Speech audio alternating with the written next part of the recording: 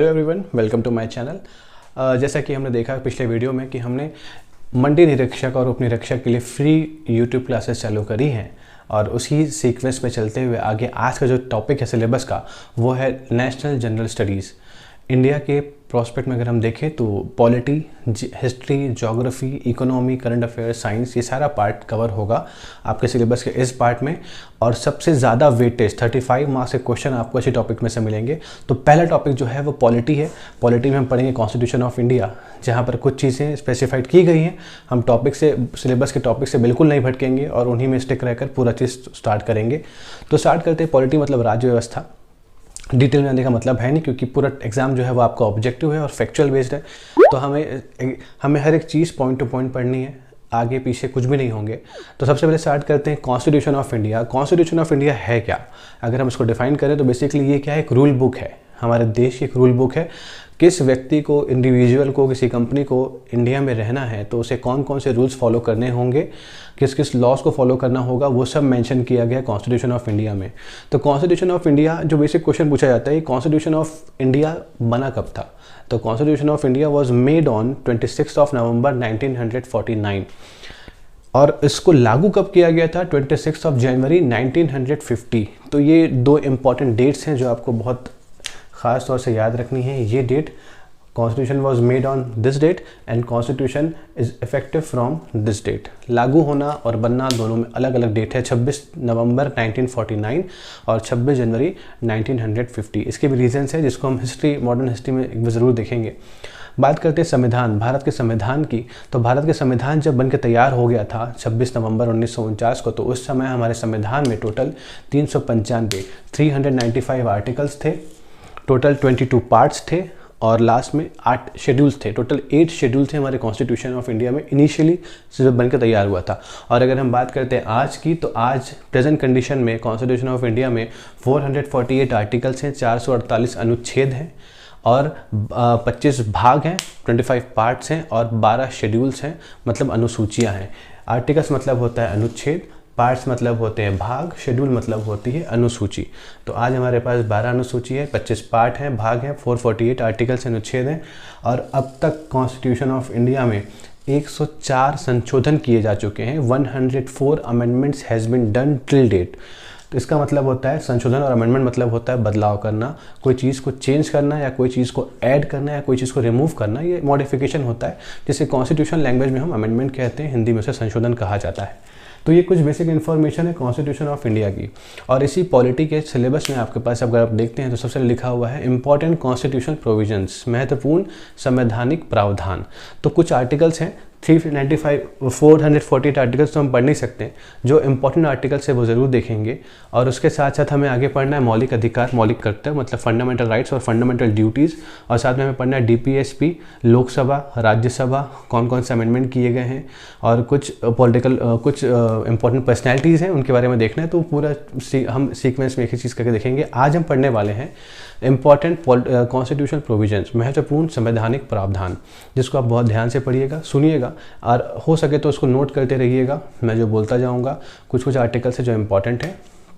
साथ साथ में यहाँ पर नीचे आपकी स्क्रीन के सामने ये चीज़ लिखी जाएगी, आप उसे नोट कर सकते हैं, स्क्रीन को पॉज करके, या सुन सकते हैं और किसी बुक को रेफ़र कर सकते हैं। कोई भी बुक आप रेफ़र कर सकते हैं जनरल नॉलेज की, जनरल स्टडीज़ के लिए। मैं किसी एक बुक का नाम नहीं लूँगा, सारे बुक मार्केट में अवेलेबल हैं। किसी स्टैंडर्ड बुक को ही फॉलो कीजिएगा, हर बुक अवेलेबल है। तो कुछ गलतियाँ होती हैं, उस गलती को लेकर आप व्यापा में कंप्लेन नहीं कर सकते। तो कोई स्टैंडर्ड बुक होगी, NCERT की बुक होगी, या ख़ास तौर से लक्ष्मीकांत, इससे नहीं ले रहा नाम क्योंकि वो काफ़ी ज़्यादा लेंदी बुक है और इतना डिटेल में आपको जाना नहीं है, क्योंकि आप PSC या UPSC प्रिपेयर नहीं कर रहे हैं, आप सिर्फ एक व्यापम प्रिपेयर कर रहे हैं फैक्चुअल्स के लिए। तो नोट करते जाइएगा, साथ में इसके साथ स्क्रीन के साथ साथ आप बढ़ते रहिएगा। मैं बता रहा हूँ कौन कौन से आर्टिकल्स हैं और उन आर्टिकल्स को जब हम उस स्पेसिफिक पार्ट्स में पहुँचेंगे, भाग में पहुँचेंगे, तो मैं और डिटेल में आपको बताऊँगा जो जो रिक्वायर्ड होगा। तो पहले देखते हैं आर्टिकल नंबर 1। अच्छा, एक और चीज़ जान लीजिएगा, आर्टिकल पार्ट्स ही होते क्या हैं। कोई भी अगर आप एक बुक ओपन करते हो तो बुक ओपन करते वक्त आपको कंटेंट मिलता है, इंडेक्स मिलता है और वहाँ पर आपके चैप्टर्स होते हैं, यूनिट भी होता है। स्कूल में आपके time unit number 1, unit number 2, unit number 3 होता था। तो उस यूनिट के अंदर बहुत सारे चैप्टर्स होते हैं वैसे ही कॉन्स्टिट्यूशन में वो यूनिट की जगह क्या होता है, पार्ट्स होते हैं। जिसको हम अपनी बुक्स में यूनिट पढ़ा करते थे वो यहाँ पर पार्ट्स हो चुके हैं, जिसको हम चैप्टर पढ़ा करते थे वो यहाँ पर आर्टिकल्स हो चुके हैं। ठीक है, तो बहुत बड़ा फ़र्क नहीं है, ये चैप्टर्स हैं और ये आपके पार्ट्स हैं। और उसके बाद जब अगर कोई भी आप बुक खोलते हो तो बुक में पहला पेज होता है प्रीफेस, प्रस्तावना, इसको यहाँ पे कहा गया है प्रियम्बल। तो प्रियम्बल ऑफ कॉन्स्टिट्यूशन है क्या, ये बहुत इंपॉर्टेंट सा पार्ट है।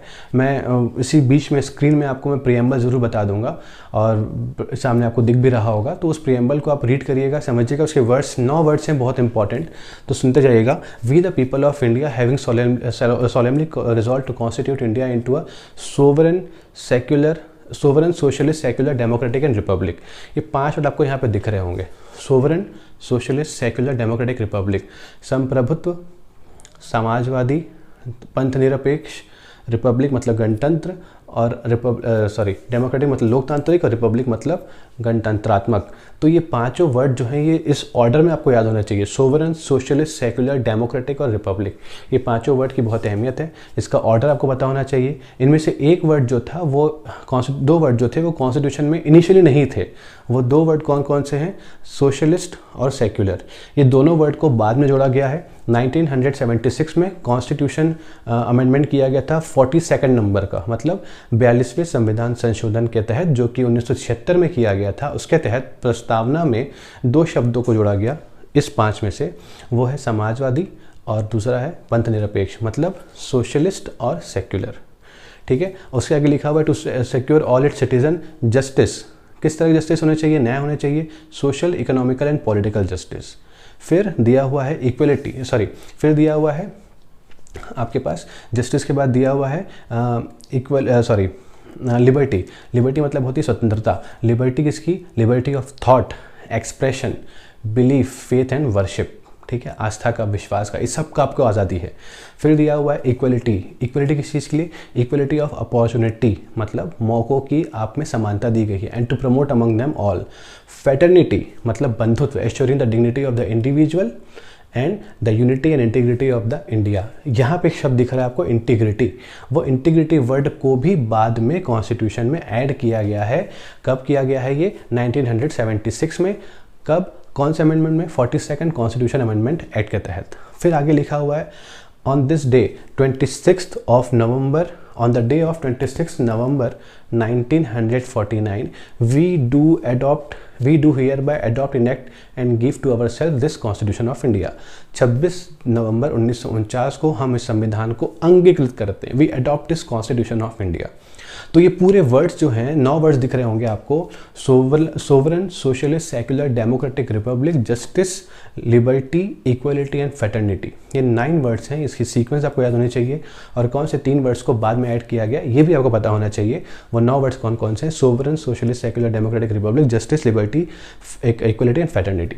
ठीक है, ये है। और 3 वर्ड कौन से ऐड किए गए, सोशलिस्ट और सेक्युलर और इंटीग्रिटी। ये 3 वर्ड को ऐड किया गया 1976 में। आई होप ये क्लियर हो गया होगा। प्रियम्बल में से इससे ऊपर कोई क्वेश्चन आपसे पूछा नहीं जाएगा, ये क्रिस्टल क्लियर हो चुकी बातें। ठीक है, जब आगे कोई एग्जाम होगा यूपीएससी या सीजीपीएससी, तब डिटेल में इसको हम बहुत डिटेल में समझेंगे कभी।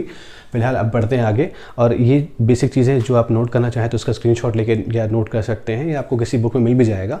अब बढ़ते हैं हम आगे अपने कॉन्स्टिट्यूशन प्रोविज़न के आगे, और वहाँ पे बहुत सारे प्रोविजंस हैं हमारे कॉन्स्टिट्यूशन में उसमें सारे आर्टिकल्स देख लेते हैं। सबसे पहला आर्टिकल दिया हुआ है आर्टिकल नंबर 1, अनुच्छेद नंबर 1। उसमें लिखा हुआ है name and territory of the union, मतलब संघ का नाम और राज्य क्षेत्र। Name of the state and union territory. हमारे इंडिया में आज की डेट में कितने स्टेट्स हैं, टोटल 28 स्टेट्स हैं।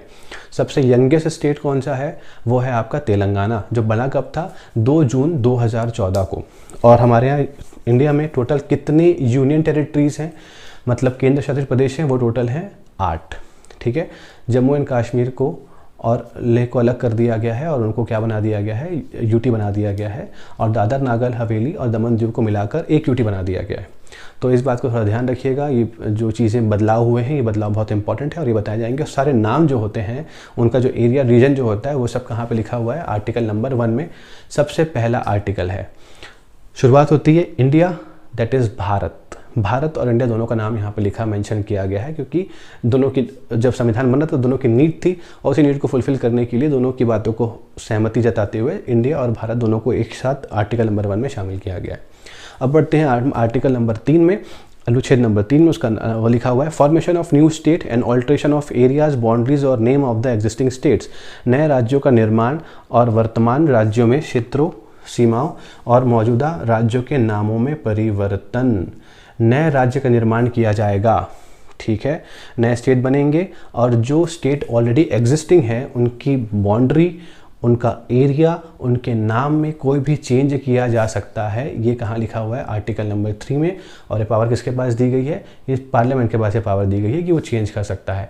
अगर नाम चेंज करने की बात हो रही है, चाहे छत्तीसगढ़ को अगर छत्तीसगढ़ कह दे या कोई और नाम दे दे, बदलना चाहे तो सेंट्रल गवर्नमेंट या पार्लियामेंट बदल सकती है, ठीक है, तो पावर उसके पास होता ज़रूर है। अब आर्टिकल नंबर 3 के बाद चलते हैं आर्टिकल नंबर सीधा 13 पे। हम इंपॉर्टेंट प्रोविजंस देख रहे हैं बीच बीच में, और मैं आपको एंड में इस टॉपिक के मैं आपको सारे पार्ट्स के नाम भी बता दूंगा। पूरे आर्टिकल्स याद रखना पॉसिबल नहीं है और इम्पॉर्टेंट भी नहीं है अभी आपके एग्जाम पॉइंट ऑफ व्यू से। अब चलते हैं आर्टिकल नंबर 13 पे, अनुच्छेद नंबर 13 पे। उसमें लिखा हुआ है, लॉज इनकंसिस्टेंट विथ और in derogation of the fundamental rights. मौलिक अधिकारों को असंगत या उनका अल्पीकरण करने वाले विधायी के बारे में।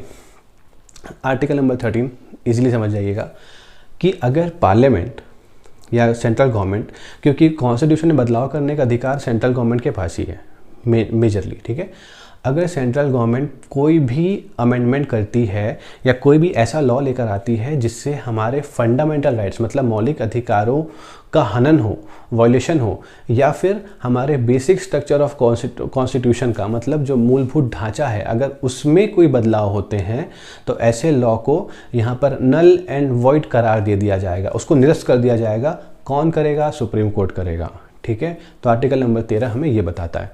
अब चलते हैं आर्टिकल नंबर 14 के पास। आर्टिकल नंबर 14 बोलता है, कानून के समक्ष समानता, equality before law and equal protection of law.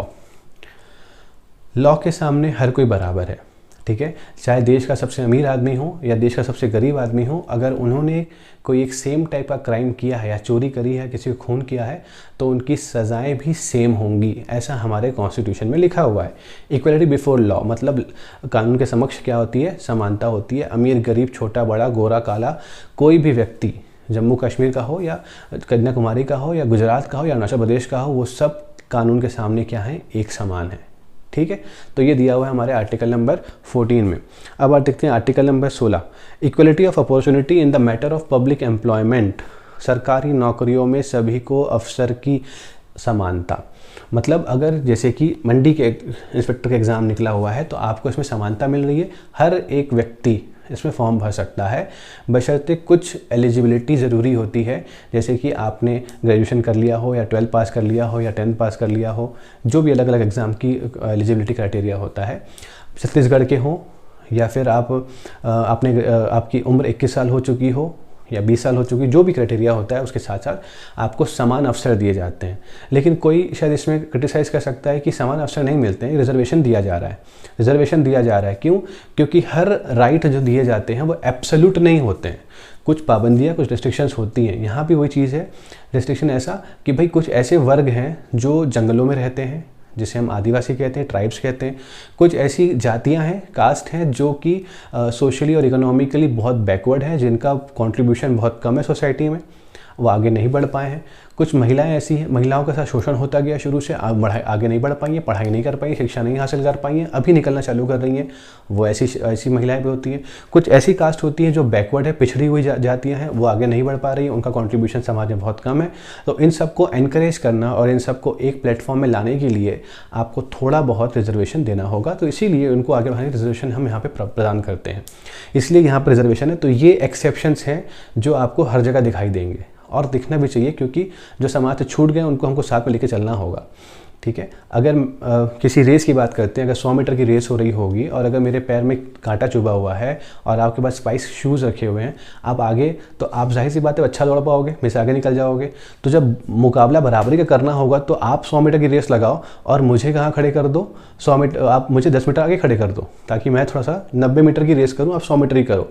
आपके शूज़ हैं, मैं नंगे पैर हूँ, मेरे पैर में कांटा भी चुभा हुआ है, तो कहीं ना कहीं पे थोड़ा सा मुकाबला बराबरी का हो सकता है। बस वही है कि आपके मार्क्स थोड़े से ऊपर आने पर आपका सिलेक्शन होगा और उनका मार्क्स थोड़ा सा कम आने पर सिलेक्शन हो जाएगा। क्यों? आपके पास एक सब्जेक्ट के लिए 5 किताबें हैं, उनके पास 5 सब्जेक्ट के लिए 1 किताबें होती हैं। तो इस फ़र्क को दूर करने के लिए रिजर्वेशन दिया जाता है। बहरहाल इससे ज़्यादा डिस्कशन नहीं करेंगे इस पॉइंट पे आगे। अब चलते हैं आर्टिकल नंबर 17, जो अनुच्छेद नंबर 17 है, अस्पृश्यता का अंत, एबॉलिशन ऑफ अनटचेबिलिटी। अस्पृश्यता क्या होती है? जैसे कि हमारे देश में आज़ादी के पहले, बाद में की बात करें, जो अभी भी कुछ जगह पर मौजूद है, लेकिन आज़ादी के पहले की बात करते हैं तो बहुत ज़्यादा अनटचेबिलिटी फैली हुई थी। ये हमारा तालाब है, ये आपका तालाब है, ये हमारा रेस्टोरेंट है, ये आपका होटल है, यहाँ पर हम नहीं जा सकते, यहाँ पर आप नहीं जा सकते। ये बहुत सारी छुआछूत वाली चीज़ें चलती थी, जिसका अंत करने के लिए इसको हमने फंडामेंटल राइट्स में लाके इंक्लूड कर दिया। आपको एक बात बता दूँ, पार्ट देखा आपने बहुत सारे, 25 पार्ट हो चुके हैं। उनमें से जो 3rd पार्ट है वो बिलोंग करता है फंडामेंटल राइट्स के लिए, मौलिक अधिकारों के लिए। मौलिक अधिकार फंडामेंटल राइट्स होते हैं और वो फंडामेंटल राइट्स दिए जाते, वो कैसे होते हैं? वो एब्सोल्यूट होते हैं।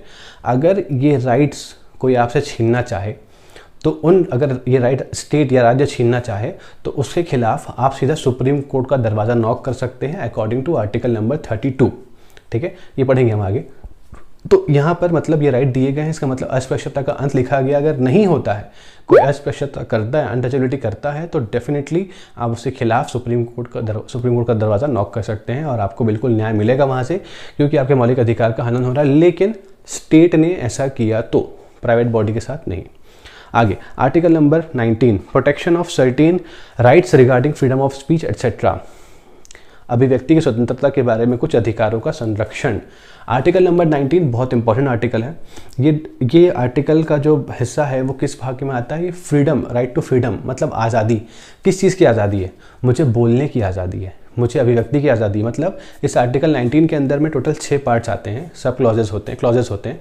19(1) में होता है freedom of speech and expression, मुझे बोलने का अभिव्यक्ति का अधिकार है। इसका इस्तेमाल करके ही प्रेस चल रहा है, मीडिया चल रहा है और हम चल रहे हैं। हम जाके यूट्यूब में किसी भी सरकार के ऊपर, किसी भी उनके मुद्दों के ऊपर कटाक्ष कर सकते हैं, क्रिटिसाइज़ कर सकते हैं, आलोचना कर सकते हैं, तारीफ़ कर सकते हैं। ये मेरा अभिव्यक्ति है, मेरा एक्सप्रेशन है, मैं बिल्कुल जाहिर कर सकता हूँ सोशल मीडिया के तहत के ज़रिए या किसी चीज़ के ज़रिए। दूसरा पार्ट होता है राइट टू असेंबल, मतलब इकट्ठे हो जाना। फिर तीसरा होता है right to form organization, association. ठीक है, संगठन बनाने की भी आज़ादी है आपको। बनाने के बाद राइट टू ट्रैवल, आप कहीं भी ट्रैवल कर सकते हो। ठीक है, आपको यात्रा की आज़ादी है, लेकिन इस यात्रा को हम सिर्फ देश के अंदर की यात्रा के लिए ही यूज़ करेंगे। फिर अगले 4 पार्ट देख लिया। 5वां जो है वो क्या है? राइट टू रिसाइड, आपको बसने की, रहने की आज़ादी है। फिर राइट टू डू प्रोफेशन, आपको कोई भी प्रोफेशन, कोई व्यवसाय करने की भी आज़ादी है। लेकिन ये सारे जो राइट्स हैं ये एब्सोल्यूट नहीं है, इसमें रेस्ट्रिक्शंस हैं बहुत सारे। ये डिटेल आपको ज़रूरत नहीं है, आप इतनी चीज़ अभी समझ लीजिएगा, फिर आगे बढ़ेंगे। 19 में हमने इतना पढ़ा, टोटल 6 पार्ट भी हैं, ये भी आप समझ के रखिएगा।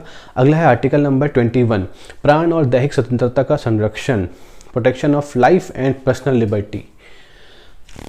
केवल प्रोटेक्शन ऑफ लाइफ इनफ नहीं था, पर्सनल लिबर्टी बहुत ज़रूरी है। क्यों ज़रूरी है? क्योंकि सिर्फ सांस लेने को जीना नहीं कहा जाता, बल्कि लिबर्टी के साथ जीने को भी आज़ादी कहते हैं।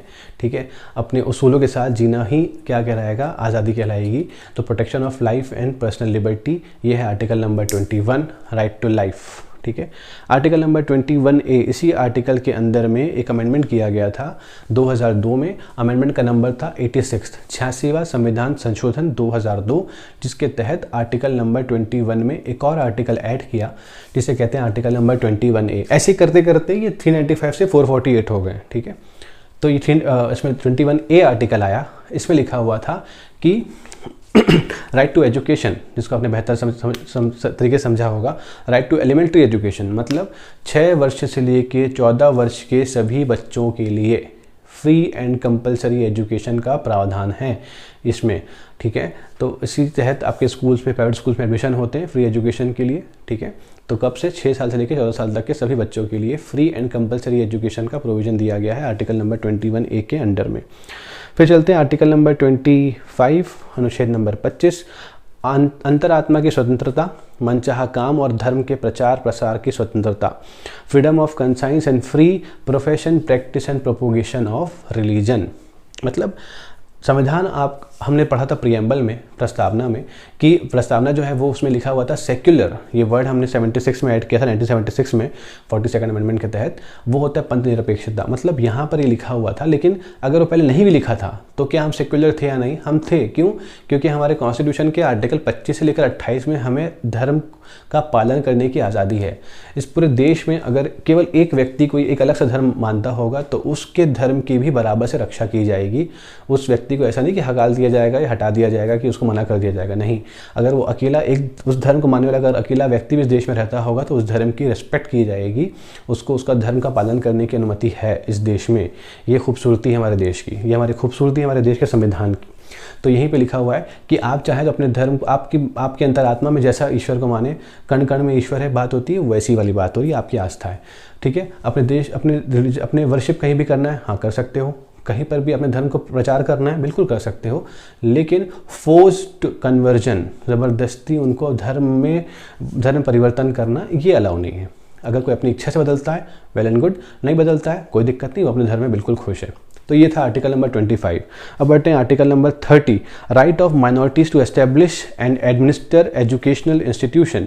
अल्पसंख्यकों को शैक्षिक संस्थानों को स्थापित करने, उनका प्रशासन करने का अधिकार है। जितने भी माइनॉरिटीज़ हैं, माइनॉरिटीज़ जो कि पॉपुलेशन के बेस की माइनॉरिटी है, तो कौन कौन से माइनॉरिटी में आते हैं? चाहे वो सिख हो, चाहे मुस्लिम्स हो, चाहे वो क्रिश्चियन हो, चाहे वो बौद्ध हो, चाहे वो जैन हो, ये सब जो हैं ये किस में आएंगे? ये पारसी हो, ये सब किस में आएंगे? माइनॉरिटी में आएंगे। तो उनको अपने एजुकेशन इंस्टीट्यूट को एस्टेब्लिश करना और उसको एडमिनिस्टर करने की कंप्लीट यहाँ पर क्या दी गई है? आज़ादी दी गई है आर्टिकल नंबर 30 के अंदर में। फिर चलते हैं आर्टिकल नंबर 32। तो आर्टिकल नंबर 32, मौलिक अधिकारों को लागू करने के लिए रिट सहित अन्य उपचार, remedies for the enforcement of fundamental rights including writ. अब सबसे अहम चीज़ क्या होती है? ये हमने देखा, मैंने आपको बहुत सारे राइट दे के रखे हुए, ये सारे राइट्स आपके हैं, आप मज़े करिए, राइट को इस्तेमाल करिए, जो करना है वैसा करो। लेकिन अगर मैं आपको ये नहीं लिख कर दूं कि तुम्हारे अगर राइट छिन जाएंगे तो तुम्हारे पास इलाज क्या होगा, तो तुम्हारे राइट तुम्हारे देना फिजूल है, बेकार है, वेस्ट है, यूजलेस है। तो इसी सब राइट्स को प्रोटेक्ट करने के लिए कि भाई तुमको राइट्स दिया गया है, अगर तुम्हारा कोई राइट छीनेगा तो एक काम करना, तुम मेरे पास आना। मैं कौन हूँ? मैं सुप्रीम कोर्ट हूँ। आप मेरे पास आइएगा, मैं तुम्हें उसका उपचार दूंगा, मैं तुम्हें उसकी रेमेडी दूंगा। रेमेडी कैसे दूंगा? सिर्फ मैं 5 टाइप के ना रिट देता हूँ आपको, ठीक है। मैं 5 टाइप के क्या दूंगा आपको? रिट दूंगा। वो रिट क्या होते हैं? वो रिट जारी कौन करता है? Supreme court. अलग अलग इंस्ट्रक्शंस होती हैं। सबसे पहला दिया जाता है, उसको बोलते हैं हैबियस कॉर्पस, इसको हिंदी में कहते हैं बंदी प्रत्यक्षीकरण। दूसरा है सर्टियोररी प्रोहिबिशन, ठीक है। फिर दिया हुआ है को वारंटो,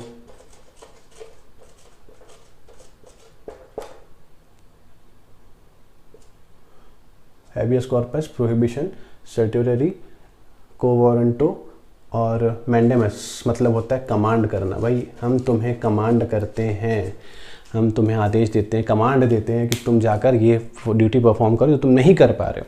ये 5 तरफ की रिट होती है जिसको सुप्रीम कोर्ट लागू करता है अगर आपके फंडामेंटल राइट्स वायलेट होते हैं। तो ये बहुत इंपॉर्टेंट है, ये नाम आपको पूरे पता होने चाहिए, ठीक है।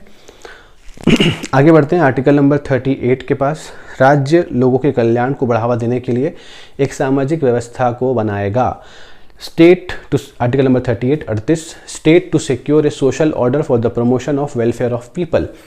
लोगों के वेलफेयर के लिए, लोगों के हितों के लिए जो स्टेट है वो अलग अलग प्रावधान लेकर आएगा। जैसे कि वेलफेयर पीपल मतलब हमारे समाज में अलग तरह के लोग होते हैं। जो कोई गरीब वर्ग का होता है तो उसको एक स्मार्ट सैलरी चाहिए। किसी भी गरीब इंसान को, किसी भी अंडर प्रिविलेज इंसान को जो बीपीएल होगा, गरीबी रेखा के नीचे आता होगा, तो जब वो कार्य करे तो उसे एक न्यूनतम वेतन मिलना चाहिए, मिनिमम वेज मिलना चाहिए, ताकि अपना जीवन का गुजारा कर सके।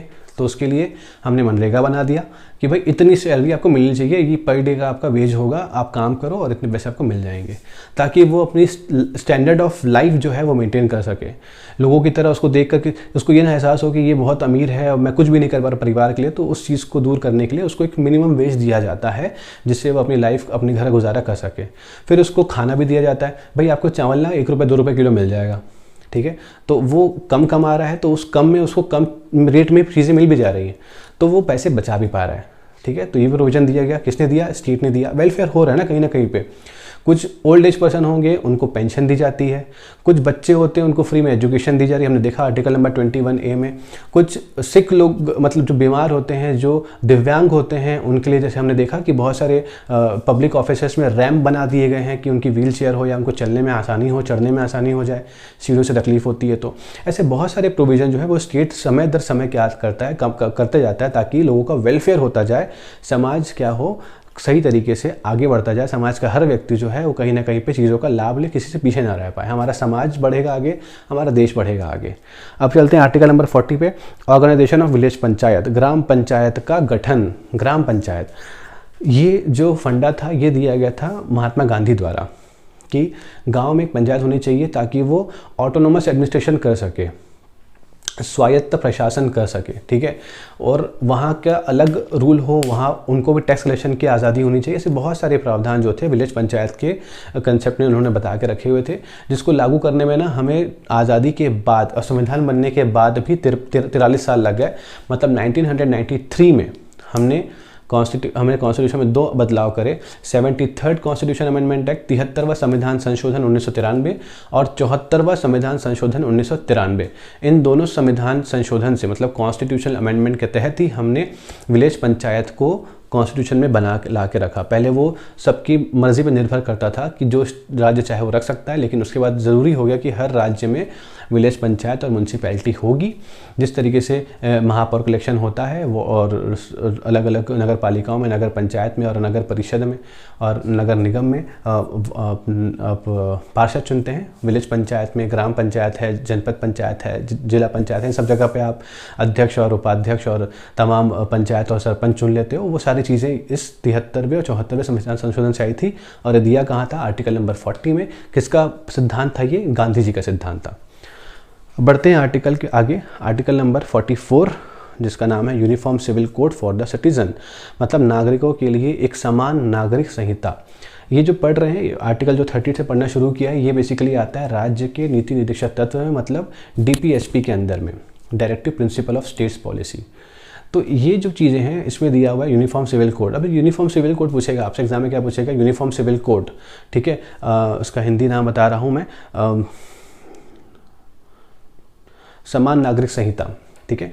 यूनिफॉर्म सिविल कोड, यूनिफॉर्म मतलब बराबर, सेम। स्कूल में आप यूनिफॉर्म पहनते थे, आर्मी में यूनिफॉर्म पहनते हैं, पुलिस में यूनिफॉर्म पहनते हैं, तो क्यों दिखना चाहिए आपकी ड्रेस से कि हाँ ये फला फला स्कूल का है, ये इस बटालियन का है, ये इस डिपार्टमेंट का है, ये तमाम पुलिस का है, या आर्मी का है, बीएसएफ का है, सीआरपीएफ का, आईटी, सबका ड्रेस अलग होता है, लेकिन सबके यूनिफॉर्म सेम होते हैं उस डिपार्टमेंट के। तो यूनिफॉर्म मतलब सेम। तो यूनिफॉर्म सिविल कोड कौन से आर्टिकल में मेंशन है? तो आर्टिकल नंबर कौन सा होगा? 44। ये भी सेम है, तो 44, ठीक है। तो ऐसा आप याद कर सकते हैं। यूनिफॉर्म सिविल कोड में क्या होता है? सिविल कोड है, क्रिमिनल कोड नहीं है। सिविल कोड ऐसा मतलब आप किसी भी धर्म के हो, अगर बात इंडिया की होगी तो इंडिया में रहने वाले हो, तो शादी के रूल भी सेम होंगे और बच्चों के लिए भी रूल सेम होंगे।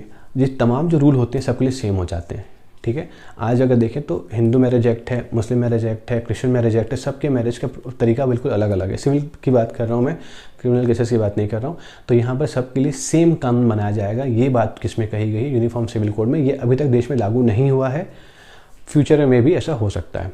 Article number 45, provision for the early childhood care and education to the children below the age of 6 years. 6 साल से कम उम्र के बच्चों के लिए अनिवार्य शिक्षा का प्रावधान। हमने देखा था आर्टिकल नंबर 21A में कि 6 से 14 वर्ष के सभी बच्चों को मुफ्त में शिक्षा प्रदान की जाएगी। लेकिन 6 साल के पहले बच्चों को जो चाइल्डहुड केयर होता है वो देने का प्रावधान, और उस स्कूल जाने के पहले जो एजुकेशन दी जाती है, ठीक है, जो प्री स्कूल होता है, जो LKG वगैरह जो होते हैं, नर्सरी वगैरह जो होती है, वो सब स्कूल की जो एजुकेशन होती है, बेसिक एजुकेशन होती है, वो भी देने का जो प्रावधान है वो आर्टिकल नंबर 45 में मेंशन है। फिर article number 46 promotion of educational and economic interest of scheduled caste, scheduled tribe and other weaker section, अनुसूचित जातियों, अनुसूचित जनजातियों और अन्य कमज़ोर वर्गों के शैक्षिक और आर्थिक हितों को बढ़ावा देने के लिए। तो इसी का तो प्रोविज़न है। हमें जो रिजर्वेशन लेकर आया था वो इन्हीं को प्रमोट करने का था कि जो भी पिछड़े हुए लोग हैं समाज से, उनको मेन स्ट्रीम में, समाज की मुख्य धारा से जोड़ने के लिए हम उनको रिजर्वेशन प्रदान कर रहे हैं। Article number 50 separation of judiciary from the executive, कार्यपालिका से न्यायपालिका को अलग किया जाना। न्यायपालिका कौन होती है? जो सुप्रीम कोर्ट है, हाई कोर्ट है, सेशन कोर्ट है, सिविल कोर्ट है, ये सारे कोर्ट जो होते हैं ये आपके जुडिशरी होती है, न्यायपालिका होती है। एग्जीक्यूटिव कौन होते हैं? जितने भी हमारे मंत्री हो गए ना, समझ लीजिए वो सब क्या है? एग्जीक्यूटिव है। आसान शब्दों में वो सभी क्या हो गया? एग्जीक्यूटिव। मंत्री, उपमंत्री, ये सब जो लोग मिला के ना, बहुत सारे लोग होते हैं, ये सब मिला के एग्जीक्यूटिव हो जाते हैं। इनको होना चाहिए सेपरेट। भाई अगर ये मिल जाए, मतलब मान लो कि अगर गृह मंत्री ही अगर जाके सुप्रीम कोर्ट के जज को चुनते हैं तो कहीं ना कहीं पे तो कनेक्शन जुड़ गया। कनेक्शन जुड़ गया तो वो जो भी गुनाह कर लें, ये बंदा इनके लिए खिलाफ कुछ नहीं करने वाला। तो इनके तार नहीं जुड़ने चाहिए। ये सेपरेट होंगे तभी हमारा विश्वास जो है देश की संविधान में और डेमोक्रेसी में बना रहेगा, अन्यथा ये छिन जाएगा। क्यों? जो पावर में रहेगा वो तो फिर तानाशाही करना चालू कर देगा। क्यों? जुडिशरी उसके हाथ में आ गई है। हमें यकीन इसीलिए है हमारे देश में, हम कानून को इसलिए मानते हैं। क्यों? क्योंकि कानून जो है वो बिल्कुल न्याय करेगा और जो गुनहगार है उसको सज़ा मिलेगी और जो बेगुनाह है उसको बरी कर दिया जाएगा। कब? चाहे वो किसी पावर में हो या ना हो। अगर PM के खिलाफ भी केस होगा तो वहाँ पे निष्पक्ष आपको फैसला सुनाया जाएगा। ये हमारा भरोसा है, ये हमारा विश्वास है। जो बना कब रहेगा? जब तक ये दोनों सेपरेट रहेंगे, जुडिशरी और एग्जीक्यूटिव।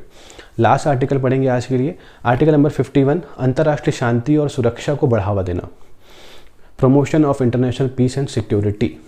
हमने बहुत सारे हमने प्रोटोकॉल्स फॉलो करते हैं, बहुत सारे ट्रीटी मतलब संधि हमने साइन करी हुई है कि हम कभी पहले न्यूक्लियर अटैक नहीं करेंगे, अपनी सेफ्टी के लिए हमने रखा हुआ है। मतलब हम कहीं ना कहीं पे अंतर्राष्ट्रीय पीस और सिक्योरिटी, सुरक्षा के ऊपर बहुत हमारी ख़ास नज़र होती है। हम शुरू से ही नॉन वायलेंस कंट्री है, हमने कभी वायलेंस को इम्पोर्टेंस नहीं दी। हम कभी खुद से किसी पे हमला नहीं करते हैं। हमले की जवाब देने के लिए, सुरक्षा करने के लिए हमने आर्मी रखी हुई है।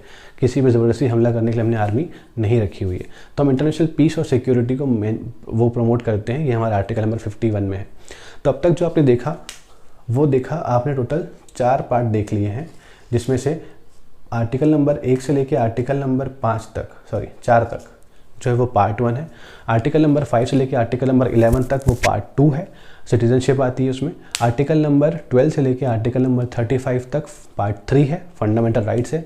आर्टिकल नंबर 36 से लेके आर्टिकल नंबर 51 तक फंडामेंटल DPSP है, मतलब directive principle of state policy, राज्य के नीति निर्देशक तत्व। और आर्टिकल नंबर 51A में जो है वो आपका पार्ट 4A है, जहाँ पर मौलिक कर्तव्य आते हैं, फंडामेंटल ड्यूटीज़ आती हैं। तो इसी फंडामेंटल ड्यूटीज़ के आगे का जो पार्ट है, 51A के आगे का जो पार्ट है, वो हम करेंगे इसके अगले पार्ट में। ठीक है, आई होप आपको ये पार्ट समझ में आ गया होगा। तो आर्टिकल नंबर 1 से लेकर आर्टिकल नंबर 51 तक जितनी भी चीज़ें आपको लग रही हैं वो नोट कर लीजिएगा। अगर यहाँ नहीं दिख रही होंगी तो आप उसको किसी बुक से रेफ़र करिएगा और इसको रीड करिएगा। अगर कोई डाउट आता है किसी आर्टिकल में कि ये क्यों है, इसको यहाँ क्यों ऐड किया गया है, इसका एक्चुअल मीनिंग क्या होता है, तो आप बेझिझक किस नंबर पे जो ऑलरेडी चला जा रहा है यहाँ पर, उस पर आप मैसेज कर लीजिएगा, व्हाट्सएप कर लीजिएगा और कमेंट सेक्शन में कमेंट कीजिएगा। अगर ये वीडियो समझ में आ रहा है, अगर ये सीरीज़ आपको अच्छी लग रही तो प्लीज़ इसको आप लाइक, शेयर, सब्सक्राइब कर दीजिएगा। मेरा ही भला हो जाएगा और आपका भला भी हो रहा है, इसमें वीडियो मिलते जा रहे हैं आपको। तो मिलते हैं अगली क्लास में और अगले लेक्चर में, जहाँ पर हम इसके आगे पढ़ेंगे। और साथ साथ में एप्टीट्यूड की वीडियोस भी ऑलरेडी आ चुकी हैं, नहीं देखा है तो अपने इस आई बटन पर क्लिक करके आप जा सकते हैं वहाँ पर। और साथ में आपको इंग्लिश की वीडियोस भी मिलना चालू हो जाएंगी। Thank you so much, bye bye, take care.